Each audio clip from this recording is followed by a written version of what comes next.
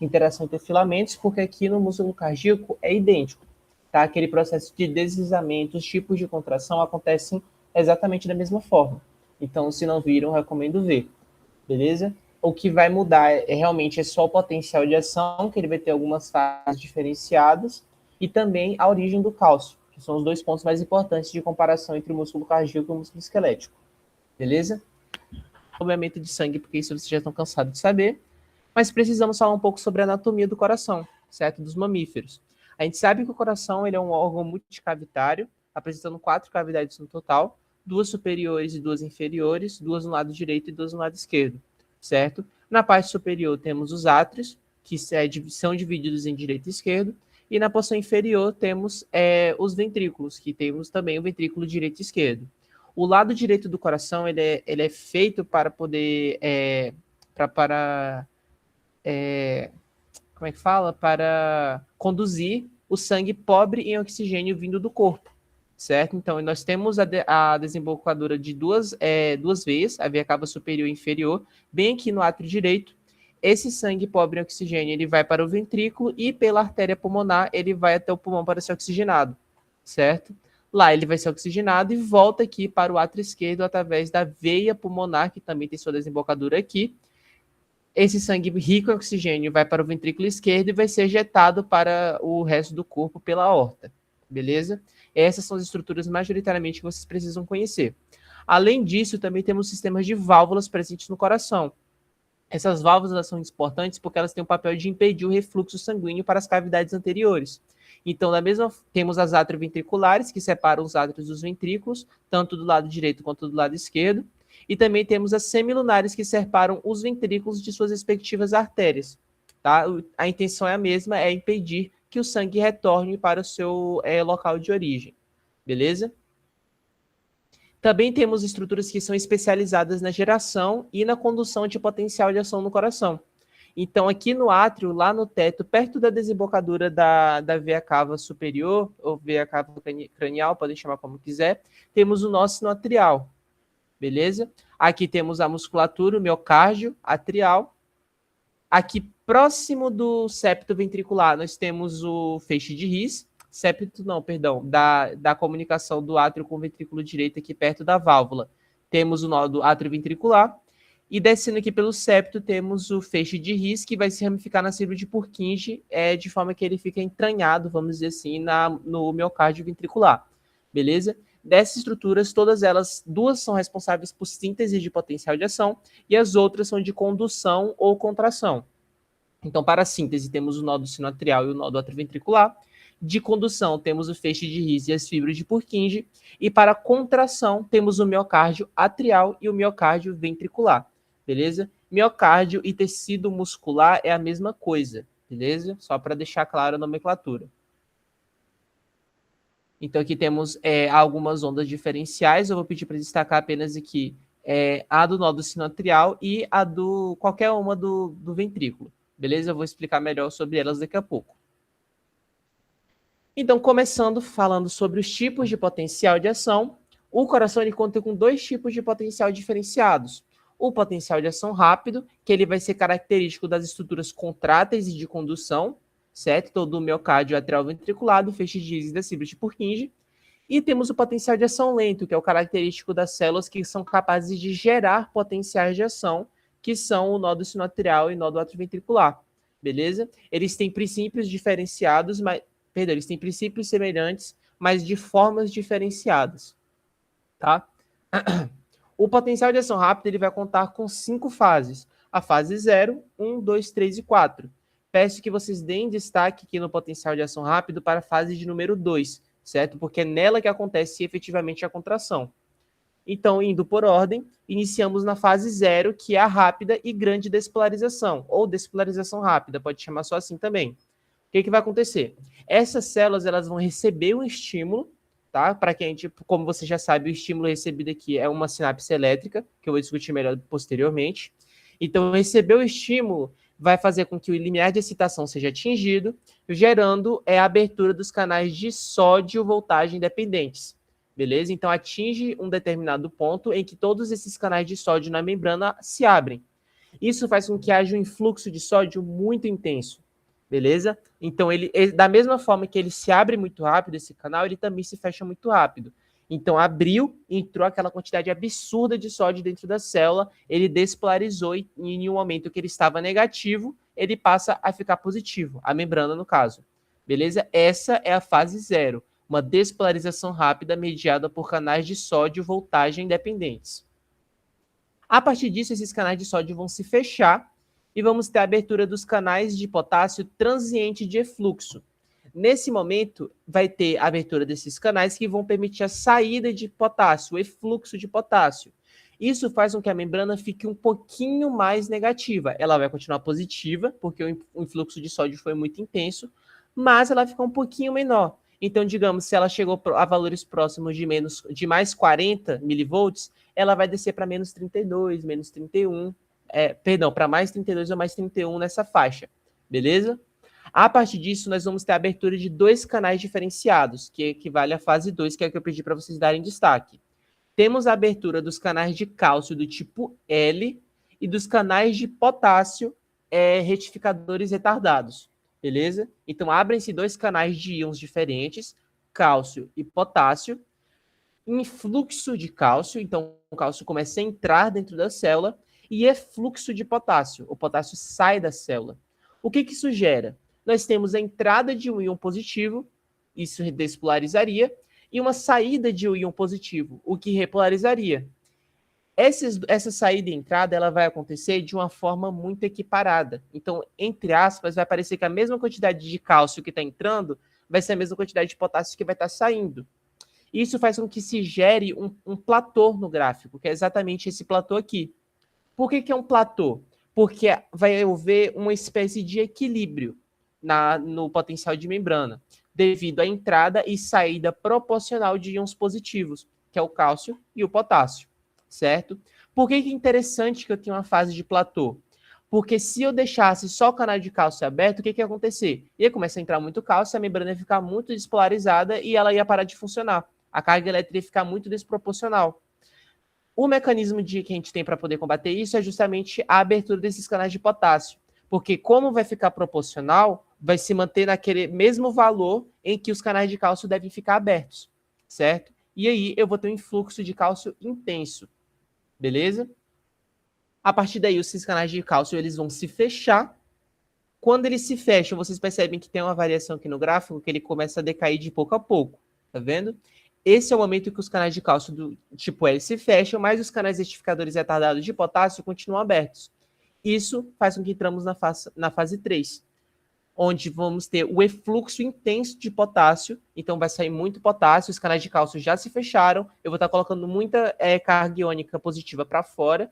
O que isso vai acontecer? Vai ter uma repolarização, por isso que chamamos de rápida repolarização final. Sai muito potássio, beleza? Para finalizar, a partir dessa saída de potássio, nós conseguimos atingir o valor de equilíbrio, de repouso, beleza? Isso equivale à fase 4. A corrente efetiva, ela passa a ser nula, beleza? Por que nula? Porque todos os canais voltagem independentes que eu citei anteriormente, eles vão estar fechados. Então, você vai ter transporte de íons para lá e para cá?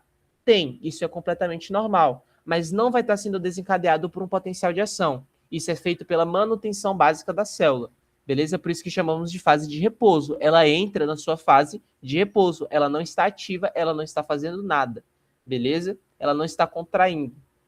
Tranquilo? Então, essas são as fases do potencial de ação.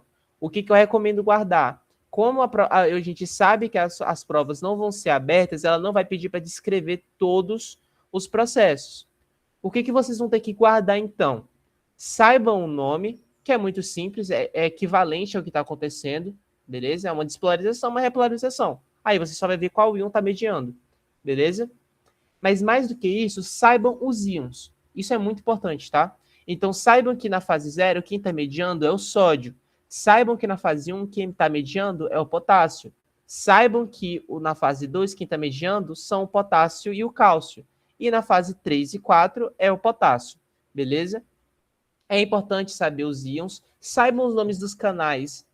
Se conseguir lembrar, é até interessante, porque pode ser que ela pergunte, mas não é comum, tá? Ela costuma perguntar realmente o íon e a carga que ele está atribuindo à membrana. Então, isso vocês precisam saber, tá? Sequencialmente, temos o potencial de ação. Ah, esqueci de falar. Isso aqui que eu estou falando são de células contráteis, tá? Ou de condução. O feixe de Riese e Cibit-Purkinje, eles conduzem potencial de ação rápido, mas eles não são células contráteis, tá? Eles não servem para contrair. Só quem contrai é o miocárdio ventricular e atrial, beleza? Então, nesses casos, nós podemos entrar em período refratário absoluto e relativo a partir daquele mesmo mecanismo que eu falei para vocês ontem, entre os canais de sódio estarem ativados ou inativados, ou fechados, certo? Só que tem um detalhe aqui no coração. O coração ele é um órgão que ele não tem dependência do sistema nervoso central.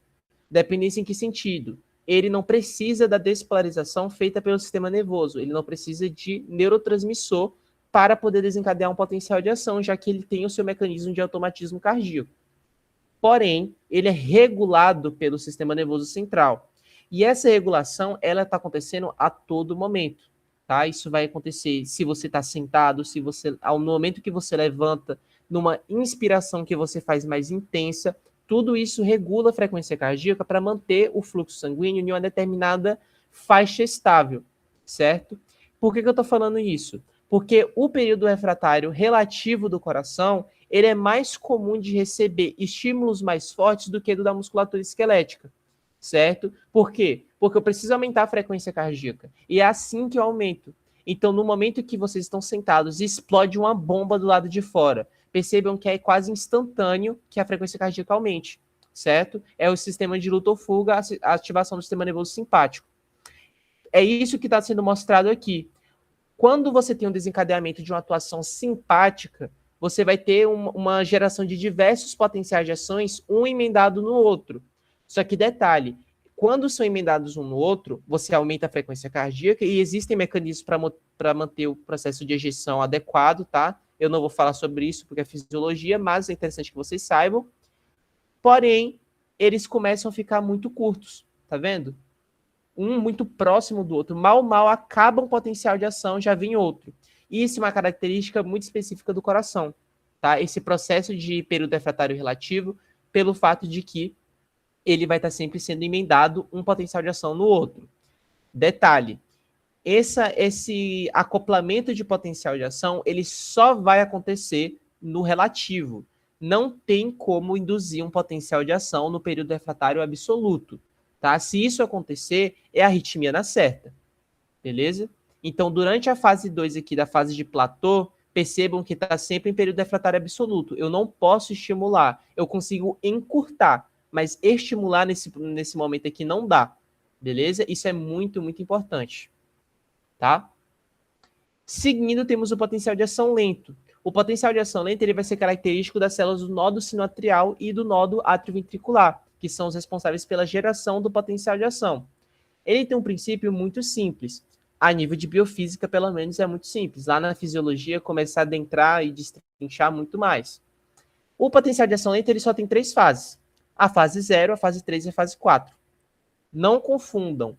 Ah, mas é por que ele não tem a fase 1 e 2? Eu chamo aqui de fase 1 e 2 e só mudo o nome. Não é isso, tá? É fase 0, fase 3 e fase 4. O número 1 e o número 2 não existem nesse caso, tá? Justamente porque não são células contráteis.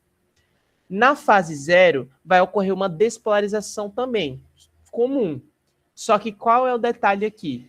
Na fase 0, lá no potencial de ação rápido, quem despolarizava era o sódio. Aqui não. Quem despolariza é o cálcio do tipo L. E nesse caso, vocês precisam saber qual é o tipo. Porque aqui tem 2 fases que são mediadas por cálcio, só que por canais diferentes. Tá? Então, nesse caso aqui, a despolarização lenta ocorre a partir da corrente de cálcio do tipo L. O mesmo canal que a gente encontra aqui na fase de platô. Tá? Não tem a fase 1 nem a fase 2, normal. E passamos para a fase 3, que é uma repolarização, que ela começa muito lenta e quanto mais vai passando o tempo, mais rápido ela fica. Ela também é mediada pelos canais de potássio retificadores retardados. É o mesmo canal lá da fase 3 do potencial de ação rápido. Super tranquilo.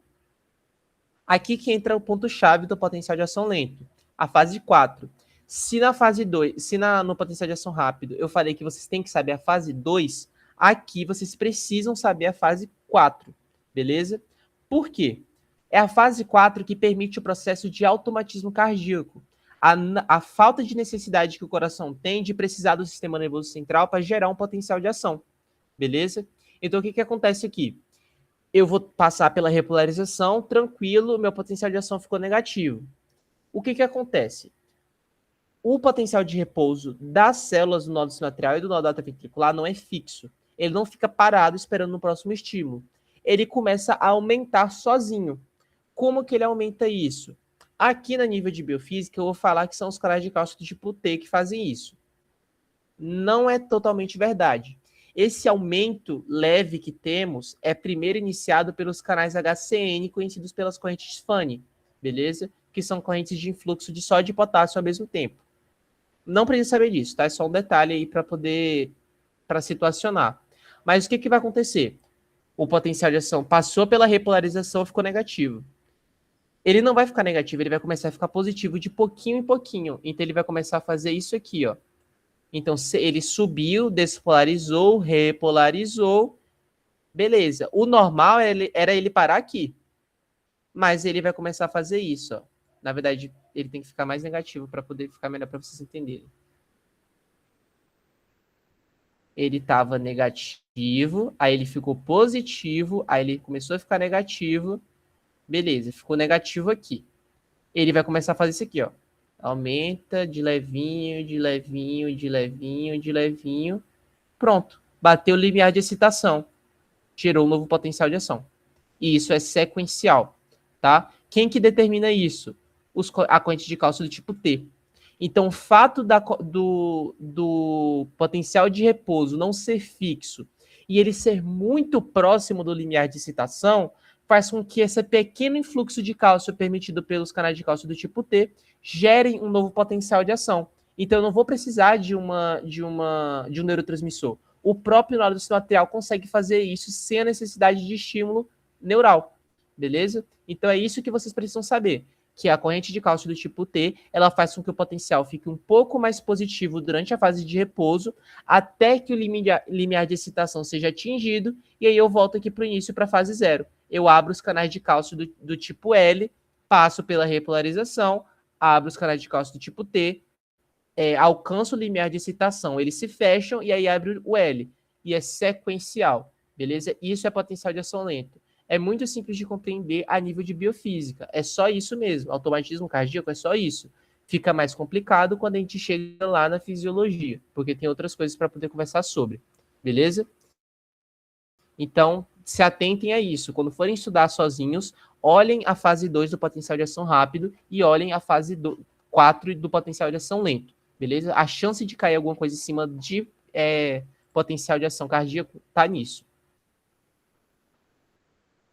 Deixa eu ver se tem mais uma coisa para falar. Eu não vou falar sobre isso aqui porque eu já falei. É justamente o automatismo cardíaco. Ele é dado porque não existe o repouso fixo. Ele vai estar sempre tendo a abertura desses canais HCN e dos canais de cálcio do tipo T.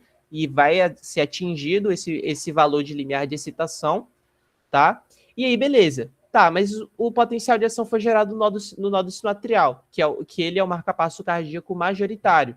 Tá? Por que ele é majoritário? Ele tem uma concentração de canais de cálcio do tipo T e dos canais de HCN muito maior quando comparado do nódulo sinoatrial, do nódulo atrioventricular, beleza? Quer dizer que o nódulo atrioventricular não serve para nada? Não é isso. O nódulo sinoatrial, o atrioventricular, ele serve como marcapasso secundário caso dê algum problema no primário, que seria o sinoatrial, beleza? E ele também tem um papel muito fundamental no processo de condução condução da atividade elétrica, que eu vou falar depois. Beleza? Então, falando da propagação da atividade elétrica, como ela se dá?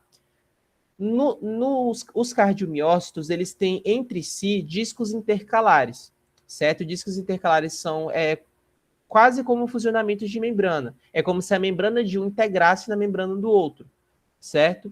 Esses discos intercalares, eles vão formar junções comunicantes, assim como do sistema nervoso, que eu falei ontem. Lembra das gap junctions, que tem o conexon 1, conexon 2 juntando no outro e formando um canal, onde eu vou ter comunicação entre os citoplasmas? É o mesmo processo. junções comunicantes aqui, eu vou ter, nesses discos intercalares, eu vou ter o conexon de 1, conexon da célula 2, eles se juntam e formam um canal. Esse canal conecta os dois citoplasmas. Então, eu vou ter um canal conectando a célula do nódulo sinoatrial com o cardiomiócito atrial, beleza? E é por isso que eu consigo propagar a atividade elétrica.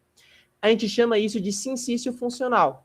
Só que tem que tomar cuidado com essa nomenclatura, porque sincício funcional diria que o coração inteiro contrai ao mesmo tempo. Não é isso. Eu tenho um sincício atrial e o sincício ventricular. Eles contraem em tempos diferentes. Eu não posso dizer que o átrio e o ventrículo eles estão em sincício. Não faz sentido. Beleza? Então, prosseguindo, como eu disse, eu tenho a formação de conexons da célula 1 com conexão da célula 2, conecto os citoplasmas. No momento que uma recebe estímulo, a outra vai receber estímulo também. Tá? E como eu tinha dito anteriormente, a propagação do PA ele vai acontecer da seguinte forma. Gera no nódulo sinoatrial, por essas junções comunicantes, por essas gap junctions, eu compartilho com todo o miocárdio atrial, certo? Pelos fascículos de Bachmann entre o átrio direito e o átrio esquerdo, tá? Mas essa parte não precisa saber, nem era para eu estar falando, na verdade. Enfim, compartilha no átrio, o átrio contrai. Antes do átrio terminar sua contração, o potencial de ação ele chega lá no nódulo atrioventricular e sofre um retardo. Para que ele vai sofrer esse retardo? Para impedir que o átrio e o ventrículo contraiam ao mesmo tempo. Porque se eles contraíssem ao mesmo tempo, o átrio não ia conseguir ejetar sangue dentro do ventrículo. Não tem sentido, certo? Então ele retarda o potencial de ação para poder dar tempo do átrio contrair, o ventrículo vai estar relaxado, o sangue vai cair dentro do ventrículo. A partir disso, o potencial de ação ele vai descer pelo feixe de His, se ramificar nas fibras de Purkinje e compartilhar esse potencial de ação com os cardiomiócitos ventriculares. Isso faz com que o ventrículo, então, contraia, beleza? Essa sequência, ela deve ser obrigatoriamente seguida nessa ordem, tá? Se tiver qualquer alteração nesse ciclo, alguma coisa vai dar errado no processo de ejeção. Então, o átrio ele não contrai ao mesmo tempo que o ventrículo. Por isso que ele precisa sofrer o retardo no nódulo atrioventricular. Por isso que lesões no nódulo atrioventricular precisam de um marcapasso artificial. Beleza? No marcapasso ele não serve somente no caso do átrio, do sino atrial para poder fazer o papel dele. Ele também pode desempenhar o papel do nódulo atrioventricular. Beleza? Isso é muito importante, porque sem um retardo, a gente teria um sincício cardíaco mesmo, ia contrair átrio e ventrículo ao mesmo tempo, e se contrair os dois, o sangue vai para onde? Né? Não faz sentido. Detalhe, vocês também precisam saber isso para a prova, tá? Saibam a ordem do processo de propagação do PA. Não vou falar de fenômeno de reentrada, porque isso é muito complicado e não cai na prova. Não vou falar sobre isso daqui também, porque é exatamente o que está lá no vídeo que eu pedi para vocês verem. É a mesma coisa o processo de interação. Mas aqui tem um detalhe muito importante, que é o acoplamento excitação-contração. Quando eu comparo o potencial de ação com os fenômenos mecânicos com os fenômenos mecânicos os fenômenos mecânicos cardíacos, certo? Então, o que acontece? Gerei meu potencial de ação, e aqui eu estou falando exclusivamente do miocárdio, tá? Seja ele atrial, seja ele ventricular. É só o miocárdio que passa por essas fases. Feixe de fibra de Purkinje, os nódulos não passam, tá? Então, gerou potencial de ação, chegou no sarcolema, ele vai passar pelas junções comunicantes e vai chegar até os túbulos T. Mesma estrutura que eu falei para vocês ontem, a invaginação na membrana que permite a chegada mais fácil até o retículo sarcoplasmático. Só que aqui tem um detalhe que diferencia muito o processo contrátil cardíaco e esquelético. Esses túbulos T, esse potencial de ação, ele vai fazer com que haja estímulo de abertura de canais de cálcio na membrana. Lá no esquelético, eu falei para vocês que só abre canais de cálcio no retículo sarcoplasmático, certo? Aqui não. O cálcio que está entrando lá pela fase 2, ele vai entrar aqui nesse momento. Ele começa a entrar bastante cálcio e essa invaginação do túbulo T serve justamente para que o canal de cálcio ele consiga chegar mais rápido lá no retículo sarcoplasmático. Então, o cálcio chega mais rápido lá. Então, começa a entrar muito cálcio, enche esse cálcio extracelular, ele começa a se direcionar para o retículo, e lá no retículo tem alguns canais para cálcio dependentes de cálcio, beleza? Isso é um fator muito importante, tá? É por isso que a hipocalcemia, ela altera no coração, mas não faz nada no músculo esquelético, beleza? Então, cálcio extracelular entra na fase 2, vai lá no retículo sarcoplasmático, se liga nos canais para cálcio do retículo, e aí eu consigo liberar o cálcio dentro do que estava preso dentro do retículo sarcoplasmático. Beleza? A gente chama isso de CICR, CICR, canais de cálcio induzindo canais de cálcio. Perdão, é cálcio induzindo canais de cálcio. Beleza? É uma sigla em inglês, mas vocês não precisam colocar isso na prova em inglês. Pode colocar só dessa forma. Beleza? Então, é importante que esse gatilho de cálcio aconteça para poder promover a contração cardíaca. Existem muitos fármacos que inibem fármacos não, nesse caso são drogas mesmo, que inibem esse processo, tá? A hipocalcemia, por exemplo, ela reduz a contratibilidade cardíaca justamente porque o cálcio extracelular está em déficit, beleza? A hipotireoidismo, tem muita coisa que vai afetar. Eu estou falando para todo mundo.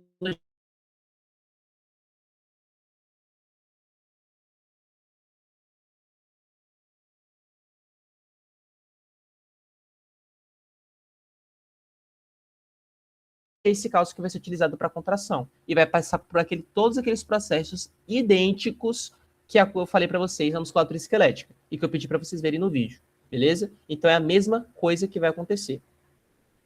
Tá, aconteceu a contração, tudo mais.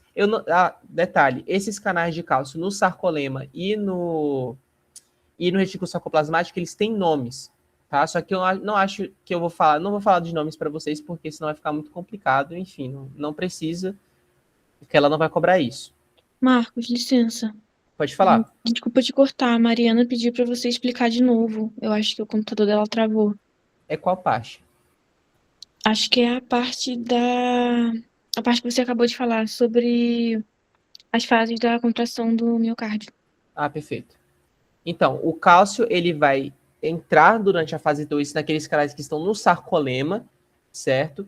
Esse cálcio que entra do meio extracelular, ele se direciona para o retículo sarcoplasmático, se liga nos canais de cálcio que tem lá, certo? Ele é um ligante, é aquele tipo de canal que a gente discutiu ontem. O canal se liga no receptor, ele abre o canal e todo aquele cálcio que estava dentro do retículo sarcoplasmático sai e ele vai para o meio, para o citosol, para poder ser utilizado para contração. O processo contrátil é exatamente o mesmo. O cálcio vai lá, se liga na troponina, a troponina muda sua conformação, puxa a tropomiosina, o sítio da actina fica livre, a miosina ela cliva o ATP, gera energia, se liga no receptor da actina e puxa a actina na direção do centro do sarcômero. Estou falando isso rápido porque esse não é o foco. É a mesma coisa do músculo esquelético, tá? Aqui, a única diferença que eles têm efetivas na contração é que lá no retículo, o potencial de ação ele chega, ele vai no canal e estimula a abertura direto no retículo sarcoplasmático. Aqui não. Aqui eu preciso que entre o cálcio e é o cálcio que vai lá no retículo sarcoplasmático abrir outros canais para cálcio. Beleza? Que a gente chama de CICR, né? Que é cálcio induzindo a abertura de canais de cálcio. Beleza? E aí eu tenho a contração tranquilo. Para cessar a contração, eu preciso fazer o mesmo esquema lá do retículo do músculo esquelético. Eu preciso tirar o cálcio do meio, certo? Então, eu preciso colocar o cálcio do retículo sarcoplasmático dentro do seu retículo sarcoplasmático e o cálcio que entrou pelos canais do sarcolema, colocar tudo para fora, para o meio extracelular de novo, beleza? Como que eu faço isso? Duas formas. Eu tenho ou uma bomba, que é a cálcio ATPase, ou eu utilizo um trocador só de cálcio, tá? Primeiramente, falando dos que estão presentes no sarcolema, lá na membrana plasmática. Eu tenho tanto a bomba quanto o trocador.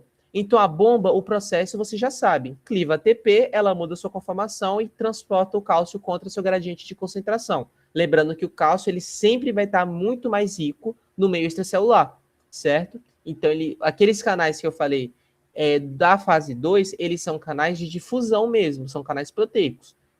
É a favor do gradiente. Aqui não, eu preciso colocar contra o gradiente, e é por isso que eu utilizo uma bomba, beleza? E também eu tenho um trocador de sódio e cálcio. O que esse trocador faz? Ele pega 3 sódios do lado de fora e pega um cálcio e enfia e troca. Então, eu capto 3 sódios e coloco um cálcio para fora, beleza? Isso tudo é para poder promover uma redução da concentração de cálcio de forma bem mais rápida, beleza? Lá no retículo sarcoplasmático, eu só consigo fazer de uma forma, que é só com bomba, tá? E lembrando que o cálcio do retículo volta para o retículo, o cálcio do meio extracelular volta para o meio extracelular. Como que a célula sabe qual é qual, eu não vou saber informar para vocês, tá? Mas ela sabe e eles voltam para os seus respectivos locais de origem, beleza? Esses canais de cálcio, essas bombas de cálcio, a gente também chama de cerca, tá? Que são realmente cálcio ATPase. Beleza? Então, esses são os dois mecanismos de relaxamento que nós possuímos. O trocador e a bomba de cálcio lá no sarcolema e somente a bomba de cálcio, perdão, é cálcio aqui, tá? Somente a bomba de cálcio lá no retículo sarcoplasmático. Diminuir os níveis de cálcio, a contração é cessada. Certo? E aí eu tenho o relaxamento. Aqui é só para exemplificar para vocês que a contração efetiva acontece durante a fase 2, certo? Então é meio óbvio, porque é durante essa fase que eu vou ter o aporte elevado de cálcio. E aqui é para comparar para vocês a amplitude das ondas de um músculo esquelético e da musculatura cardíaca junto ao mecanograma. Beleza? Percebe-se que eu tenho o aporte de cálcio ocorrendo exatamente aqui. Tá vendo? Que é a força ela é gerada, a força que eu digo é a contração, ela é gerada exatamente no mesmo momento em que eu tenho o potencial de ação, a fase 2 do potencial de ação. Beleza? Isso é contração da musculatura cardíaca. O que vocês têm que ter de destaque para estudar para a prova? Vocês precisam saber as fases e os íons determinantes de cada fase, seja do potencial de ação lento, seja do potencial de ação rápido, tá? E também precisam saber a funcionalidade da propagação em direção do PA. Normalmente as questões ficam em cima disso, beleza? Essa parte aqui sobre relaxamento e contração também é interessante que vocês deem uma olhada. Por quê? Porque ela pode facilmente descrever tudo bonitinho lá como que faz uma contração esquelética e no final colocar isso é contração cardíaca. Vai estar tudo errado. Justamente ela só precisa mudar uma coisa para a frase estar toda errada. A origem do cálcio. Só isso e a frase está totalmente errada. Então tomem cuidado nisso. Musculatura esquelética, o cálcio é do retículo sarcoplasmático. A musculatura cardíaca, o cálcio é do meio extracelular e do retículo sarcoplasmático. Os dois ao mesmo tempo, um dependendo do outro. Na verdade, o do retículo sarcoplasmático dependendo do meio extracelular. Beleza? Então deem ênfase nessas partes, são mais importantes do que as outras. Tranquilo? Até aqui, vocês têm alguma dúvida da parte de contração cardíaca? Não?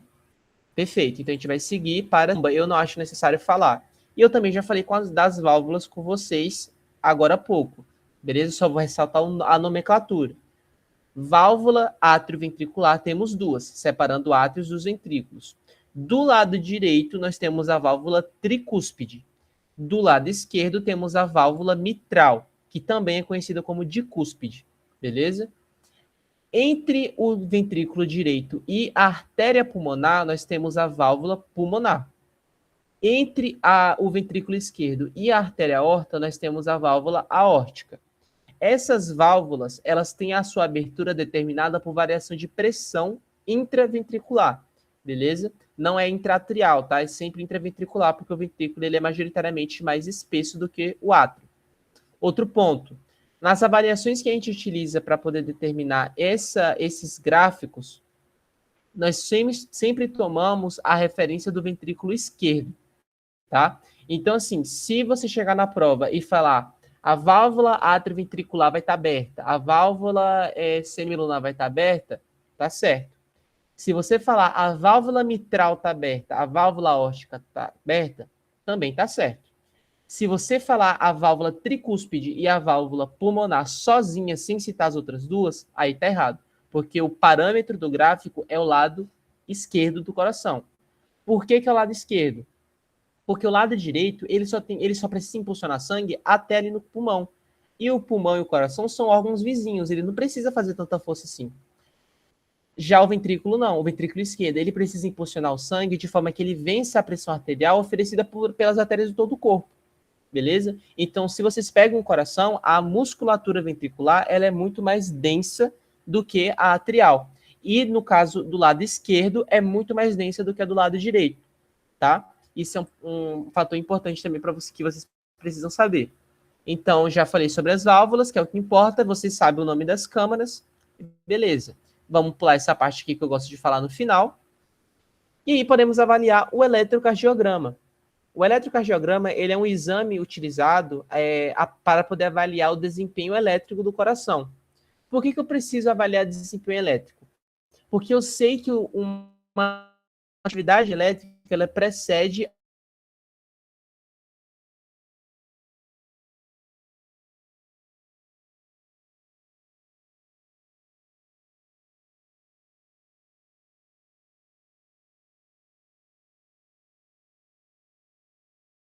do humano, beleza? E esses eletrodos captam atividade elétrica.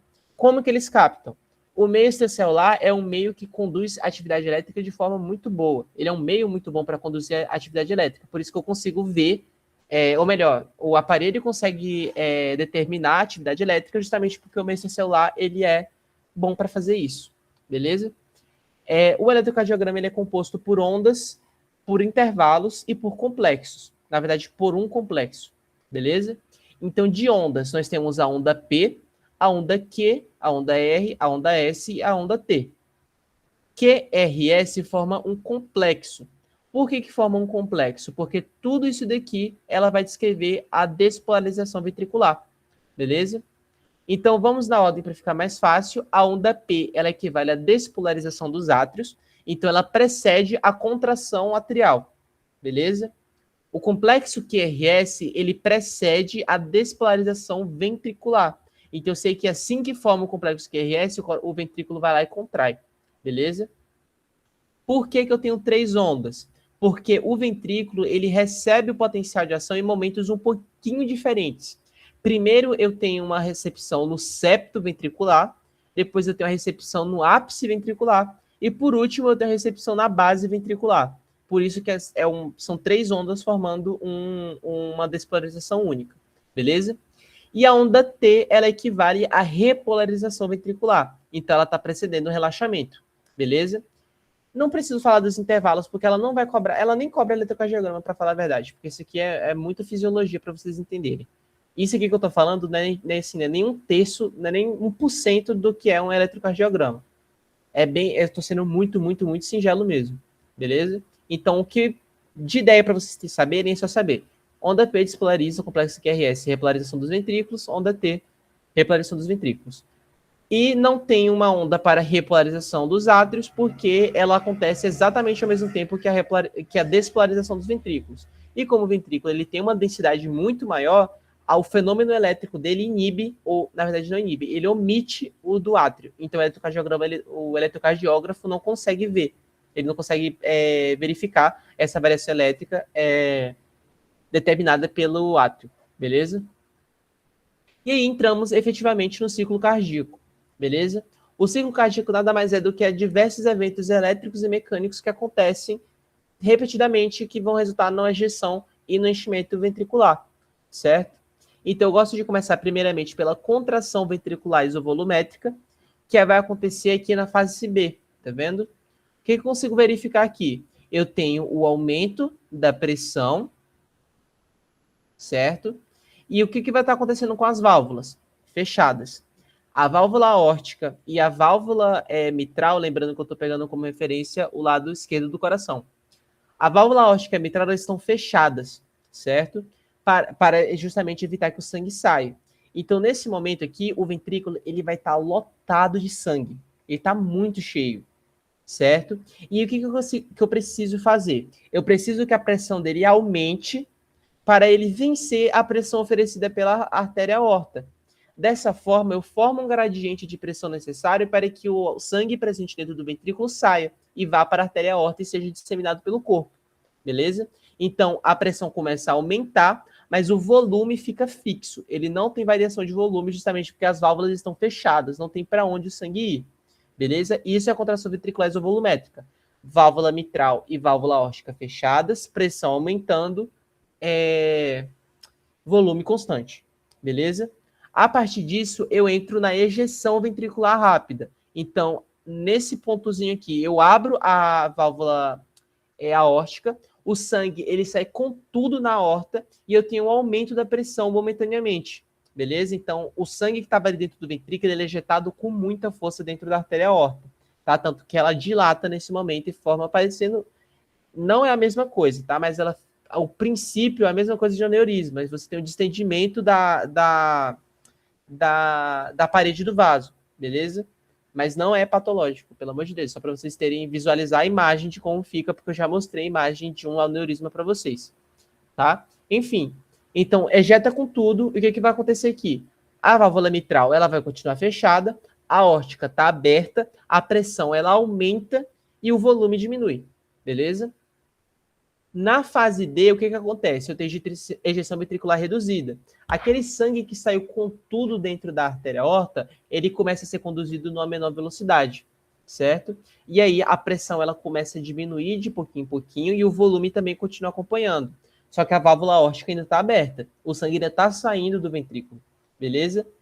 E aí, quando atinge uma determinada pressão, a aórtica fecha.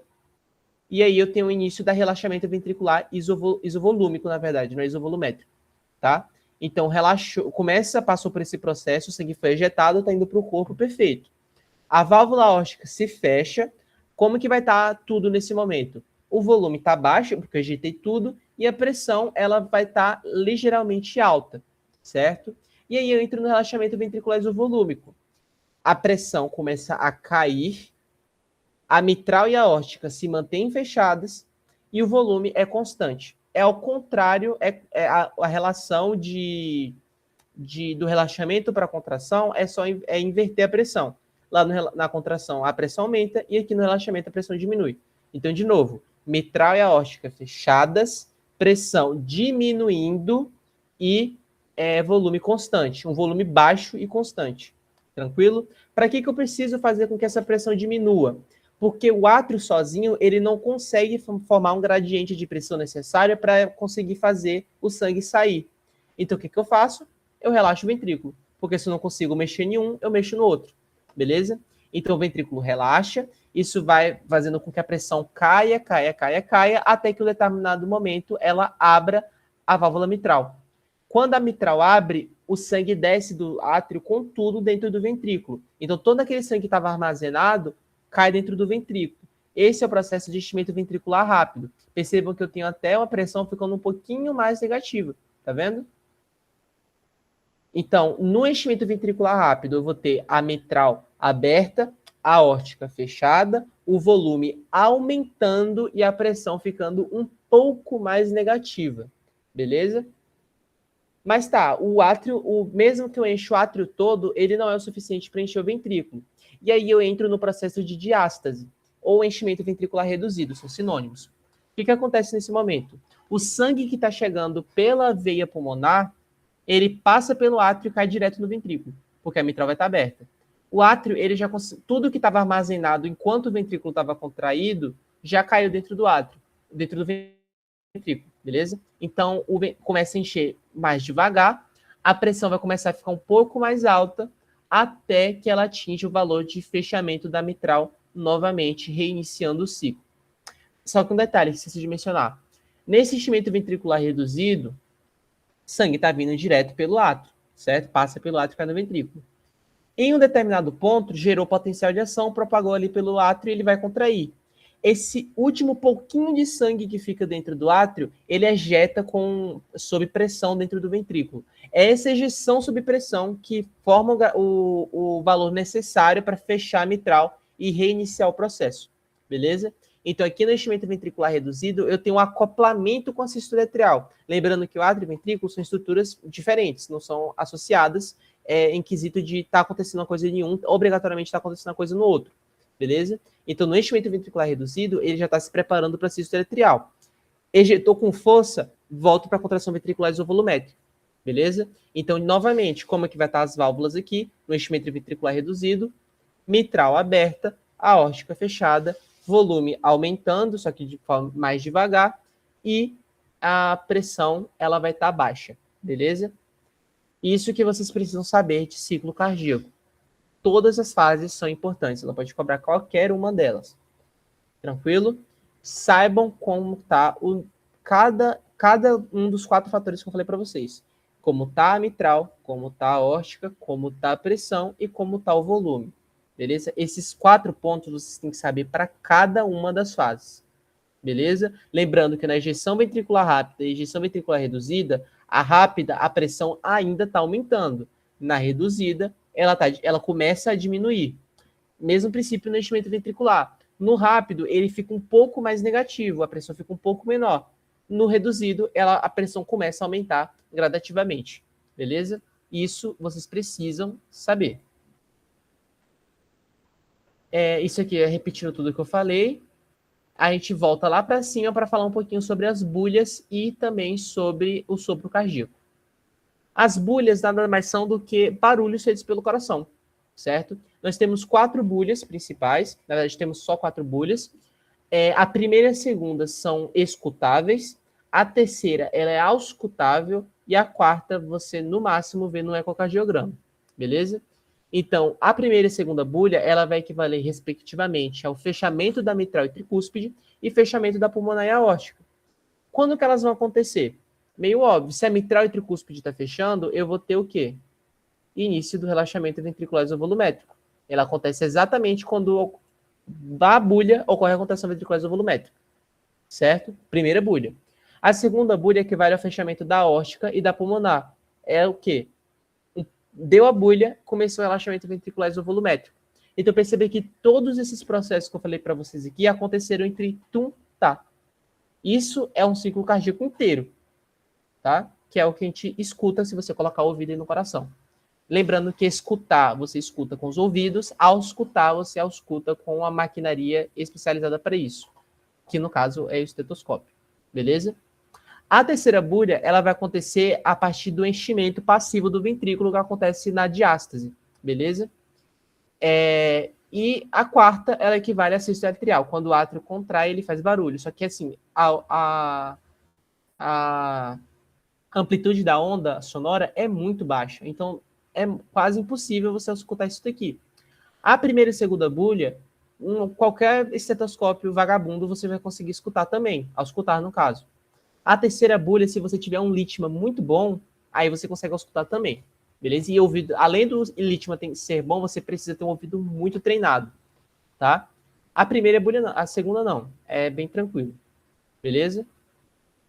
Já os sopros cardíacos são barulhos anormais feitos pelo coração, beleza?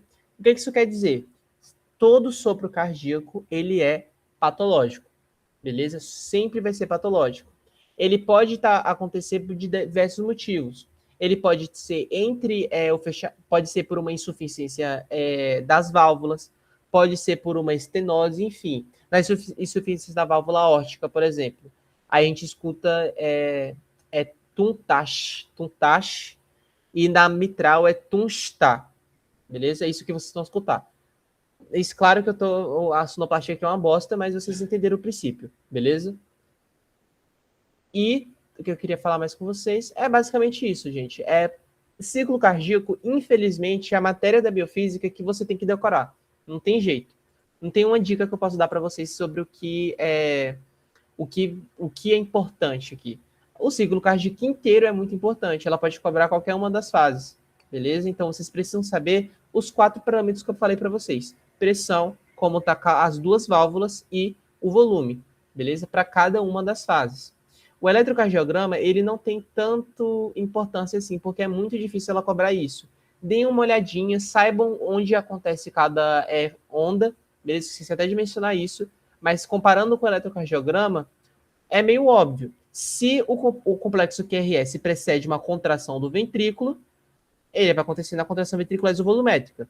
Se a onda T equivale ao relaxamento do ventrículo, ele vai acontecer durante o relaxamento ventricular. Se a onda P ela equivale a uma contração do átrio, ela acontece durante a sístole atrial. É meio óbvio falar se você sabe o que cada um o que cada um faz, beleza? Em relação às bulhas, também é interessante vocês saberem quando acontece, tá? Ela pode perguntar sobre isso, inclusive ela já perguntou. Então é bom saber que a primeira bulha acontece na contração ventricular isovolumétrica, a segunda bulha acontece no relaxamento ventricular isovolúmico, a terceira bulha ela acontece na ejeção ventricular reduzida e a quarta bulha acontece durante a sístole atrial mesmo, na fase 1. Beleza? E, por fim, falar sobre a alça pressão-volume, que não tem muito o que falar. Ela vai te dizer exatamente as mesmas... Eu consigo inferir a mesma coisa que eu falei do outro gráfico que eu falei aqui. Beleza? Eu tenho aqui 4 fases, 1, 2, 2, 3, 3, 4 e 4, 1. Cada uma equivale a um processo que a gente viu aqui antes, só que é muito mais fácil de visualizar. Nós temos aqui um gráfico no eixo pressão-volume, beleza? Onde, no contração isovolumétrica, eu vou ter a pressão, volume constante, pressão aumentando. Na ejeção ventricular, eu vou ter volume diminuindo, a pressão aumenta e depois diminui. No relaxamento isovolúmico, eu vou ter o volume constante e a pressão diminuindo. E no enchimento ventricular, eu vou ter o volume reduzindo, a pressão ficando um pouquinho mais negativa e depois um pouco mais positiva.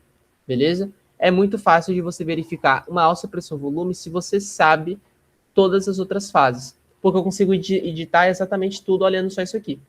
Tá? A alça pressão-volume ela tem mais importância para poder determinar pré-carga e pós-carga cardíaca, mas isso vocês só vão ver em fisiologia. Tá? Até aqui, alguma dúvida?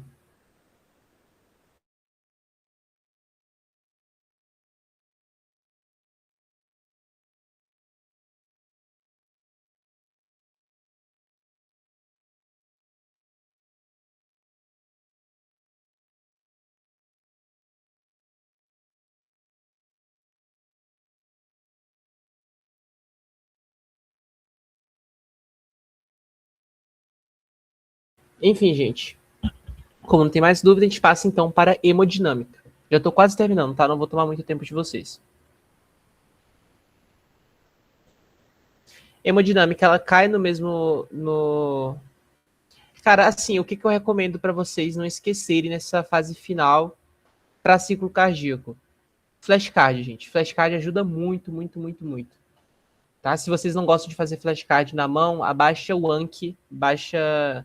Sei lá, eu só conheço o Anki, que é o aplicativo de flashcard, mas, assim, é muito útil, tá? Inclusive, eu usei quando eu fiz a matéria e foi o que me ajudou a decorar essas coisas e usei também durante a estudo para monitoria. Então, assim, ajuda realmente decorar, tá? Não recomendo para a vida profissional, porque vocês precisam saber, mas para a prova já é interessante, beleza? Enfim, para finalizarmos o bloco de cardio, a gente entra dentro da hemodinâmica. Já estudamos como ocorre o processo contrátil, a gente sabe como vai ter a dinâmica do movimento do sangue. A partir daqui, nós temos que avaliar como é que funciona o processo de condução do sangue por esse sistema de tubulação, beleza? São os vasos sanguíneos. Então, esse aqui eu vou pular, porque eu já falei com vocês. A partir disso, nós entramos nos conceitos de líquidos ideais e líquidos reais, tá? Os líquidos ideais são aqueles que não oferecem resistência. O que é não oferecer resistência? Significa que se eu colocar ele em movimento, se eu fazer uma propulsão só, ele vai continuar se movimentando na mesma velocidade, independente do tamanho do tubo. Vai ser exatamente a mesma. Por quê? Porque eu não vou ter choque entre as camadas do líquido e nem com a parede do vaso. É isso que é não ter viscosidade, é isso que é não oferecer resistência, beleza? Líquidos ideais, eles são exclusivamente teóricos, eles não existem na prática. Todos os líquidos que vocês pensarem, eles têm um grau de viscosidade. Obviamente, alguns têm mais do que os outros, mas todos têm, tá? E isso é muito importante para poder definir como que um líquido ele é conduzido numa determinada tubulação, certo? Já os líquidos reais, eles oferecem resistência. São aqueles que possuem viscosidade. Eles podem ter choque entre camadas, tanto com choque com a parede do seu condutor, que é o caso do sangue. Ele tem o choque entre as camadas e também tem o choque entre as linhas de corrente, no caso, e também o choque com a parede do vaso sanguíneo, certo? As linhas de corrente são as trajetórias de um determinado líquido quando ele é posto em movimento. Então, seria basicamente isso aqui, ó. Eu tenho aqui uma tubulação, inclusive ficou muito reto esse gráfico, eu fiquei feliz. Esse gráfico não, esse traço. Enfim, tenho aqui essa tubulação, e aí eu venho aqui e secciono ele em 2 pontos. Eu secciono ele... Porra. Aí já não ficou bom. É que eu não sei como é que secciona, mas enfim, deixa eu usar outra cor aqui. Eu vou seccionar ele aqui e ele aqui, tá? Se eu avaliar, eu vou avaliar a trajetória de uma determinada partícula, qualquer partícula, nesse espaço aqui, tá? Isso eu determino uma linha de corrente. Como que isso funciona? No caso do sangue, eu posso avaliar a condução de um macrófago, posso avaliar a condução de um nutriente, posso avaliar a condução de uma hemácia, enfim, seja o que for. Cada linha de corrente equivale a uma partícula presente dentro do sangue. E vocês sabem que o sangue carrega um monte de coisa, certo? Então são várias linhas de corrente, e quando a gente fala de várias linhas de corrente, nós chamamos de veia líquida, beleza? Então, esses conceitos vocês precisam saber também. Linha de corrente é a trajetória de uma partícula em uma determinada secção de uma porção de um vaso, e a veia líquida é quando você avalia várias linhas de corrente dentro da mesma secção, tá? Isso também é importante. Então, nesse espaço que eu determinei aqui, eu vou avaliar a trajetória do macrófago, vou avaliar a trajetória da hemácia, do neutrófilo, do monócito, enfim, avalia a trajetória de todo mundo. Tranquilo? Falando de líquidos ideais, eu tenho que, numa veia líquida, a velocidade das linhas de corrente é sempre constante, independente do ponto. Detalhe, eu estou falando de líquidos ideais, tá? Não são reais. Regime estacionário é quando você não tem alteração significativa de um determinado fator. Nesse caso, eu estou falando da velocidade. Eu não tenho alteração de velocidade na condução de nenhuma linha de corrente de um líquido ideal. Beleza? Então, se eu pego esse ponto aqui, digamos que esse vaso aqui, ele tem 1000 quilômetros.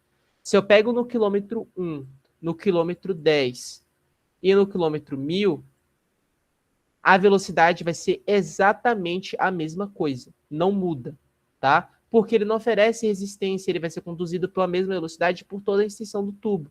Beleza? Isso para líquidos ideais.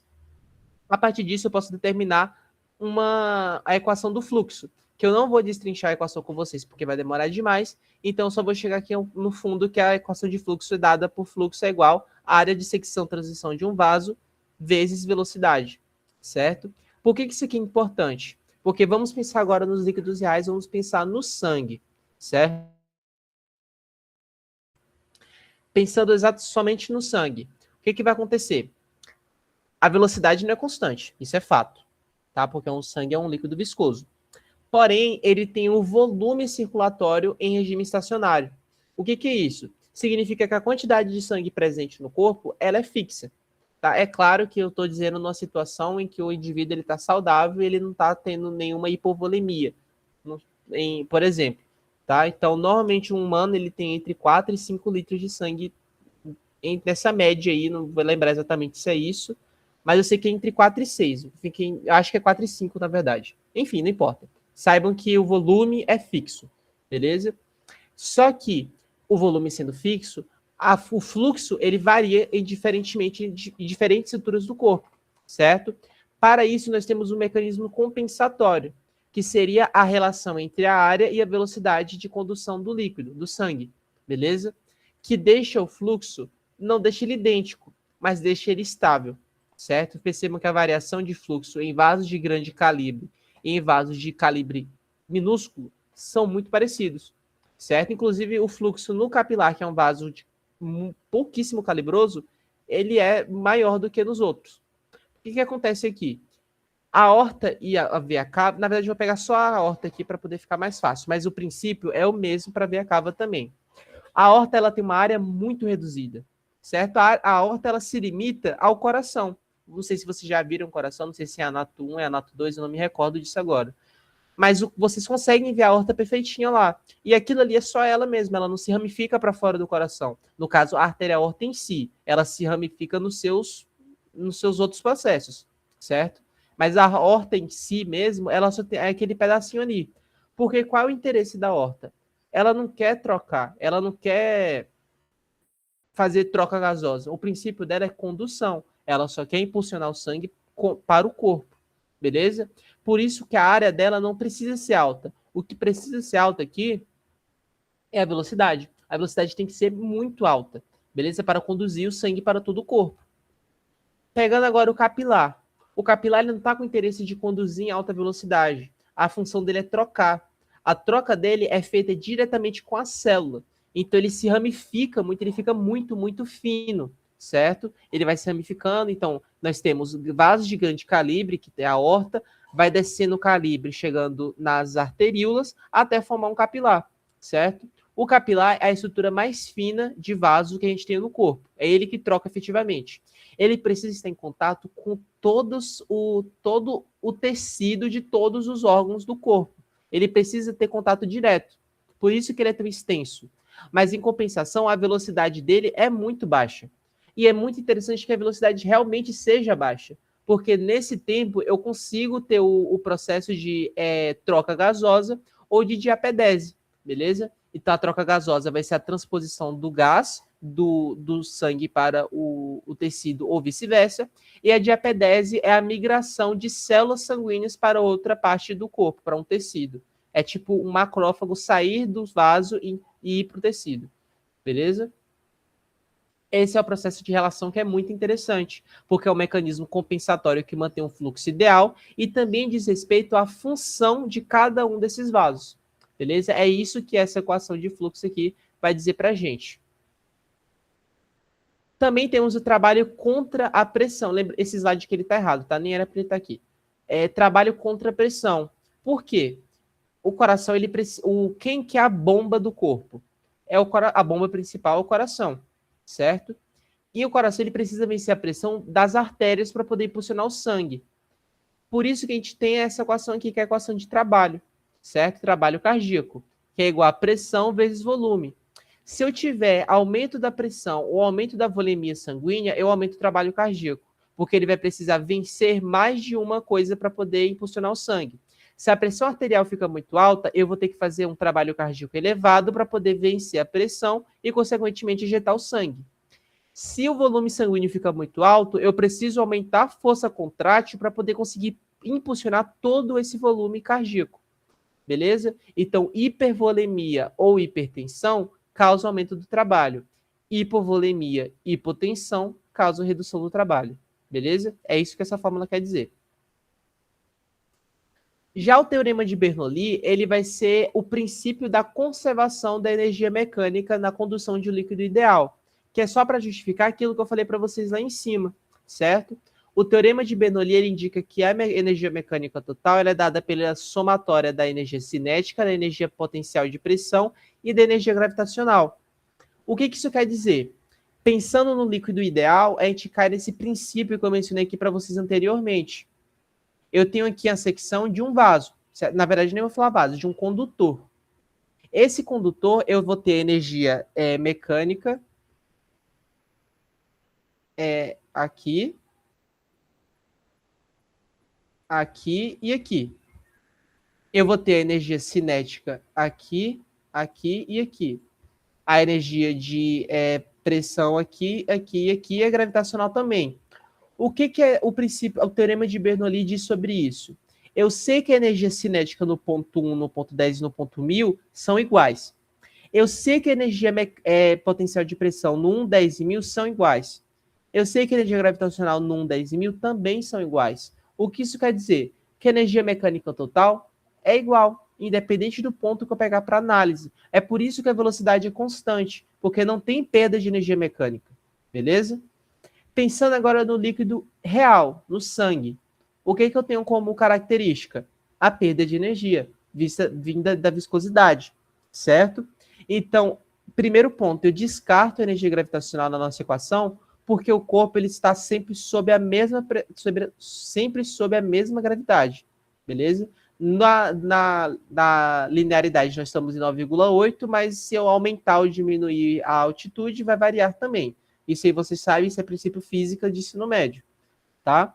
O que eu quero ressaltar para vocês aqui? É que eu preciso adicionar uma variante na sua fórmula, que é o J. O J ele equivale à perda de carga nos líquidos reais.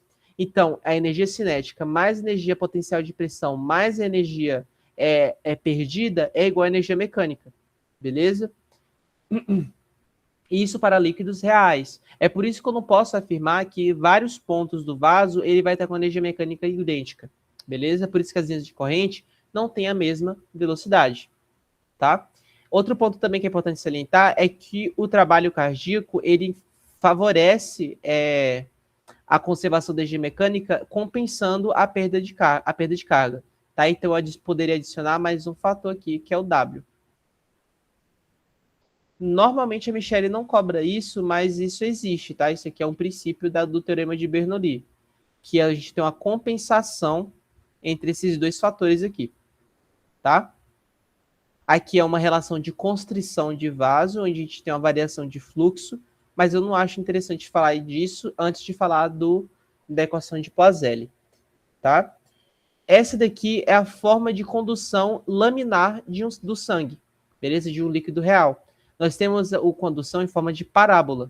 Por que parábola? Porque as linhas centrais, elas sempre vão ter uma velocidade mais alta do que as linhas mais periféricas, beleza? As que estão mais encostadas nos vasos sempre vão ter a velocidade inferior quando comparadas às centrais. Por isso que eu tenho essa formação de parábola. É assim que o sangue está fluindo aí nesse exato momento no braço de vocês, por exemplo.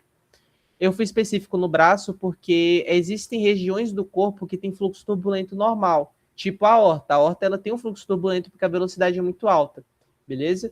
Mas isso aqui é o fluxo laminar, que foi o que a gente vai discutir daqui a pouco melhor, beleza? E entramos então na equação mais importante da hemodinâmica, que é a equação de Poiseuille, certo? A equação de Poiseuille ela é utilizada para ditar o fluxo laminar sanguíneo. Então, aqui eu deixo de pensar em líquido ideal totalmente, tá? Aqui o vislumbre é só sangue. Aqui eu só estou levando em consideração sangue. Não é água, não é suco, não é qualquer outra coisa. É só sangue que se aplica à equação de Poiseuille. Tranquilo? Então, como é que a gente destrincha a equação de Poiseuille nesse caso? Nós temos o fluxo sendo ditado pela pressão, pelo raio, pela viscosidade e pelo comprimento. Esse π, esse 8 aqui, eles são relacionados ao diâmetro do vaso também, tá? Então, eles não entram na consideração porque eles não variam. Quem que determina majoritariamente o fluxo sanguíneo dito pela equação de Poiseuille? O raio, tá? O raio, ele vai ser determinante porque ele está elevado à quarta potência. Significa que qualquer variação no vaso vai ter uma alteração de fluxo muito intensa. Uma vasoconstrição ou vasoconstricção, tá? Qualquer nomenclatura está certa. Ou uma vasodilatação altera o fluxo sanguíneo, beleza?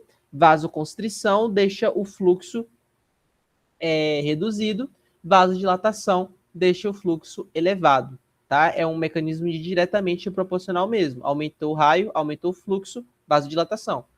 Diminuiu o raio, vasoconstrição, reduziu o fluxo. Isso é um mecanismo muito interessante do corpo, porque, por exemplo, em atividade física, nós temos vasoconstrição da maior parte dos vasos que nutrem o trato gastrointestinal.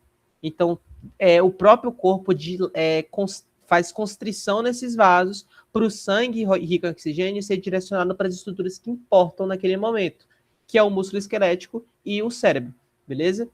Até o aporte de glicose, por exemplo, ele sai de tanto para o fígado para ser armazenado e vai todo para a musculatura, porque é lá que está precisando de energia, beleza? É lá que está precisando de oxigênio, é lá que está precisando de glicose, é lá que precisa de ATP, tá? Então, isso é um mecanismo corpóreo que só para simplificar o porquê que o raio é importante. Mas nós também temos mecanismos patológicos do raio. Uma vasoconstrição feita por uma arteriosclerose, por exemplo, é um mecanismo. Uma vasoconstrição feita por um essigmomanômetro, que é o princípio da medida da pressão, também é uma lógica disso. A gente reduz o fluxo naquele local para poder determinar a pressão máxima do coração depois, beleza? A pressão, ela também é diretamente proporcional ao fluxo. Então, em situações de hipertensão, o fluxo aumenta, hipotensão diminui. Hipertensão prolongada ou hipotensão em geral sempre são problemas, beleza? Por que eu tenho problema aqui? Se aumentar o fluxo, aumenta a velocidade de condução sanguínea, certo? Então, eu tenho dois fatores importantes. Se a velocidade fica muito alta, forma sopro circulatório e eu tenho uma redução na forma de como eu vou trocar com o tecido, porque o sangue vai estar passando em alta velocidade. Segundo ponto, eu aumento o trabalho cardíaco, porque para manter uma pressão alta e manter o fluxo linear, o coração vai ter que trabalhar mais para isso.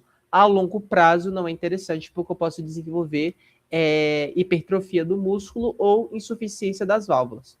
Beleza? O comprimento, ele não é tão importante assim, porque é muito difícil o comprimento variar pela vida, ele fica realmente fixo. Normalmente a gente pensa em comprimento em situações de pessoas obesas, porque o vaso ele precisa nutrir aquele tecido em excesso. Então ele começa a se ramificar muito mais para poder chegar lá longe, beleza? Tanto que é por isso que pessoas que são obesas, elas têm uma dificuldade na locomoção, porque o aporte de oxigênio e de glicose chegando ao músculo é muito baixo, beleza? Outro fator também que importa o comprimento é a formação de anastomoses e de fístula, beleza? A fístula é médica mesmo, que é feita pelo médico, ou anastomose normais dos vasos, que também acontecem, ou que pode ser feita cirurgicamente também, tá? Mas é inversamente proporcional. Aumentou o comprimento, diminui o fluxo. E a nossa querida viscosidade, que é associada principalmente à anemia e à policitemia vera, que são patologias que aumentam ou diminuem o metócrito sanguíneo. Se eu aumentar a viscosidade, o fluxo diminui, porque o sangue ele fica viscoso, ele perde a energia mecânica dele muito rápido. Ao contrário, se eu diminuir a viscosidade, o fluxo vai aumentar bastante, certo? Lembrando que o corpo, esse mecanismo de viscosidade, pressão e raio, o próprio corpo consegue fazer sozinho, alterar para poder manter o fluxo linear. Ele está fazendo nesse exato momento em vocês. Ele está compensando um, aumentando o outro, diminuindo o outro, para poder manter o fluxo linear, tá? Então a pressão não é estável, o raio ele não vai ficar estável nos vasos e a viscosidade sanguínea também não. Beleza? A resistência, ela é o inverso da equação de Poiseuille. Então, a equação de Poiseuille dita o fluxo. A resistência dita o que o fluxo precisa vencer para conduzir o sangue. Ela é determinada majoritariamente pela pressão sobre a resistência. A resistência é todas essas variantes aqui que eu mencionei para vocês. Ó. Só que, em vez de estarem no numerador, eles invertem. Então, se eu tenho uma vasoconstrição, eu tenho um aumento da resistência, certo? Se eu tenho um aumento da viscosidade, eu tenho uma redução, um aumento da resistência. E aí é a mesma lógica. É literalmente o inverso da equação de Poiseuille, tá? Já os regimes de fluxo, é bem tranquilo de vocês lembrarem também. O fluxo ele vai ser regido de duas formas, ou no fluxo laminar, ou no fluxo turbilionar, beleza? O fluxo laminar é o fluxo característico do corpo em repouso. Então, nesse momento, a maior parte dos vasos do seu corpo está em fluxo laminar. Se você colocar o seu ouvido aí agora no seu pulso, você não vai escutar o sangue fluindo. No máximo, você consegue botar o dedo e sentir a pulsação. Mas isso não é o fluxo, é o pulsionamento do coração mesmo. Beleza? Então, o fluxo laminar ele é ditado pelo fluxo retilíneo, onde não tem interação das camadas adjacentes, que é exatamente assim, ó. Isso é um fluxo laminar. Eu tenho todas as camadas fluindo uma em cima da outra bonitinhas, só que eu não tenho interação com a camada adjacente. Tá vendo que uma não está atrapalhando a outra, eles estão fluindo normalmente, certo? Já aqui no fluxo turbilionar, eu tenho a aparição de alguma coisa que embaralhe essas camadas sanguíneas. Pode ser por aumento de viscosidade, pode ser por redução de viscosidade, pode ser por aumento de velocidade, pode ser por aparição de alguma estrutura que o sangue bata, como, por exemplo, uma placa de gordura intra-arterial, ou, na verdade, intravascular, né? Que é conhecida como arteriosclerose, quando acontece nas artérias, deposição de gordura, no caso, né? Enfim, tudo isso pode favorecer o surgimento de um fluxo turbulento. E os fluxos turbulentos têm como característica serem audíveis, certo? Então, por exemplo, aqui nós temos a velocidade crítica, que ela é ditada pela transição entre o fluxo laminar e o fluxo turbilionar, certo? Então, o ponto de velocidade em que transiciona de um para o outro. Tranquilo? E a partir disso, entramos na lógica do número de Reynolds. O número de Reynolds é uma medida adimensional, ou seja, ele não tem unidade de medida, ele é realmente o número de Reynolds, é a nomenclatura dele, que é utilizada para determinar a transição do fluxo turbilionar, do fluxo laminar para o fluxo turbilionar. Ele é ditado pela velocidade crítica, pela densidade, pelo raio e pela viscosidade, beleza? Então, se eu aumento a viscosidade, aumento o raio ou aumento a densidade, eu tenho o aumento do número de Reynolds. Se essa fórmula aqui ficar acima de 2000, significa que eu tenho a geração de um fluxo turbilionar, beleza? Qualquer número acima de 2000 dado nessa fórmula é fluxo turbilionar. A viscosidade é inversamente proporcional. Então, se a viscosidade aumenta, o número de Reynolds diminui. Se a viscosidade diminui, o número de Reynolds aumenta e favorece esse processo aqui. Tá? Até porque se a viscosidade diminui, a velocidade aumenta e é meio que um mecanismo todo acoplado. Tá? Só para vocês terem uma noçãozinha, até porque policitemia, que seria o aumento da viscosidade, também gera fluxo, também gera sopro. Tá? É meio confuso de entender isso. Enfim, e os sopros circulatórios, por fim, são nada mais são do que barulhos feitos pelo corpo a partir dos fluxos turbilionares, dos fluxos turbilionares, certo? Ou turbulentos. Então, existem sopros circulatórios patológicos e sopros circulatórios naturais. Qualquer coisa que aconteça que aumente a velocidade da condução do sangue pode gerar um sopro circulatório. Então, se você entrar em atividade física, se você tomar um susto ou desempenho da atividade simpática do corpo, pode gerar um fluxo turbilionar, certo? E aí eu tenho geração de barulho. Porém, ele também pode ser patológico. Estreitamento das válvulas cardíacas, diminuição da viscosidade do sangue ou um aneurisma também geram sopros circulatórios e eles são patológicos. Lembrando que a diferença entre o sopro circulatório e sopro cardíaco é o referencial. Por quê? O sopro cardíaco são sopros circulatórios que acontecem no coração, certo? Só que o caso do sopro cardíaco, ele sempre é patológico. O sopro circulatório, ele pode ou não, dependendo da situação, beleza? Então, aneurisma, quando você ocorre a dilatação da parede do vaso, o que vai acontecer? Vasodilatação. Vasodilatação aumenta o raio, vai fazer com que o sangue ele comece a se chocar, as linhas de corrente batam uma na outra, e aí eu posso formar um sopro circulatório.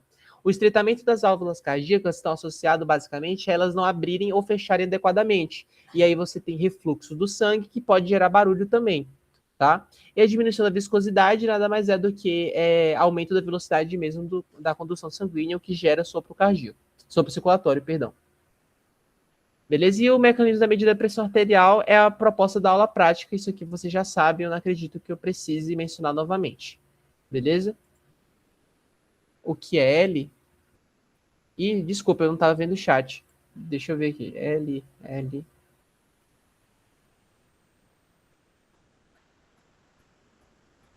L, é isso aqui? É esse que você está mencionando? Se for, é comprimento, tá?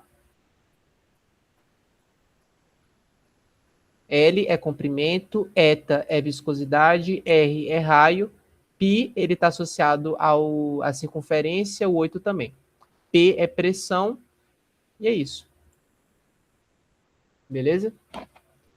Alguma dúvida na parte de hemodinâmica? O que eu gostaria que vocês ressaltassem? Saibam a equação de Poiseuille de cabo a rabo, tá? A maior chance de cair é sobre isso. Saibam também como que funciona o teorema de Bernoulli para os líquidos ideais e reais. Saibam o princípio da ideia, tá? Não precisa chegar lá sabendo a fórmula e nem para calcular nada. Mas o princípio é interessante que vocês tenham uma noçãozinha, beleza? Basicamente, o que eu recomendaria? Eu não sei, eu acho que eu não mandei para vocês. Não, eu mandei sim. Tem um arquivo lá que eu mandei na P1 para vocês, que eu tinha descrito todas as fórmulas de hemodinâmica. Saibam essa descrição, saibam os componentes, porque na hora da prova você consegue associar bem tranquilo. Beleza? É só dar uma verificada lá em cima no grupo que eu mandei, eu vou ver se eu mando de novo para poder facilitar. E eu não mandei o link do vídeo, me recordei agora. Eu vou mandar tudo exatamente quando acabar a monitoria, porque senão eu vou esquecer, tá? Mas eu vou mandar para vocês, então deem uma olhada nessa parte, saibam que cada uma das estruturas da fórmula significa que chegando lá na hora você só precisa pensar, tá falando de trabalho. Trabalho tem o que da fórmula? É pressão e volume. A afirmativa aqui tá certa? Tá falando que se a pressão aumenta, o trabalho aumenta? Tá falando que se o volume aumenta, o trabalho aumenta? Ou no inverso? Isso fica mais fácil. Eu, pelo menos, acho muito mais fácil dessa forma. Beleza? Então, eu recomendaria para vocês de hemodinâmica saberem o que cada fórmula quer dizer. Não é para decorar a fórmula, é só saber o que ela quer expor. Beleza? E aí fica muito mais simples de vocês conseguirem associar na hora da prova. Alguma dúvida até aqui? Sim, não. Irei supor que não, já que não teve resposta. Então, gente, já é 7h23. Infelizmente, eu vou ter um compromisso agora há pouco. E eu não acho que eu acredito que eu não vou conseguir finalizar a mecânica respiratória com vocês. Então, teria problema se a gente deixar essa parte para amanhã. A monitoria de amanhã vai ser bem mais rápida do que a de hoje, tá? Só para deixar claro. Apesar de que a gente também não foi tão longa. Foi 1h23. Mas, enfim. Pode ser assim? A gente pode deixar a mecânica para amanhã?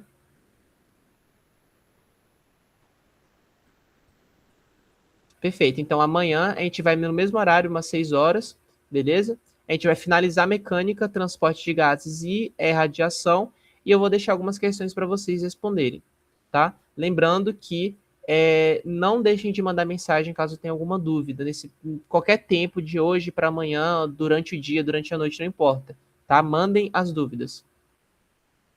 Enfim, era isso que eu tinha para falar com vocês sobre o bloco de cardio. Eu espero que tenha ajudado um pouquinho nessa parte aí. Beleza? A gente se vê então amanhã, no mesmo horário às 6, sobre os assuntos que ficaram pendentes. Tranquilo? Tchau, tchau, galera. Boa noite, bom descanso. Recomendo descansem, tá? Não deixem de estudar, estudem mais um pouquinho ainda hoje, mas descansem. É isso, gente. Tchau, tchau.